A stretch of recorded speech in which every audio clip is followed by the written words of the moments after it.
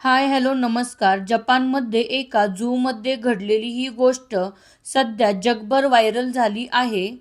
जपानच्या झूमधील पंच नावाच्या लहानशा जपानी माकडाची गोष्ट ऐकली तर मन भरून येईल. पंचच्या जन्मानंतर त्याच्या आईने त्याला स्वीकारले नाही.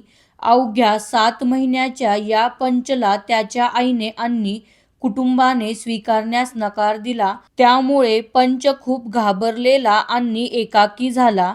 जपानमधल्या झू कीपरने त्याची काळजी घेतली, पण त्या झूमधले इतर माकडे त्याला स्वीकारण्यास तयार नव्हती. झू कीपरने त्याला भावनिक आधार मिळावा म्हणून खेळण्यासाठी माकडासारखाच दिसणारा बाहुला दिला. पंच त्याच्यासोबत खेळतो, बसतो, चालतो, झोपतो. सगळ्या वेळेस तो बाहुला मिठीत घेऊनच बसतो. पंच तो बाहुला क्षणभरही सोडत नाही. त्याच्याकडे बघून असे वाटते त्याने त्या बाहुल्याला आईच समजले आहे. तो फक्त बाहुला धरून नाही बसला, तर तो त्याचं संपूर्ण जग मिठीत घेतोय. तुम्हाला बेबी पंचच्या स्टोरीबद्दल काय वाटते? नक्की कमेंट बॉक्समध्ये कळवा.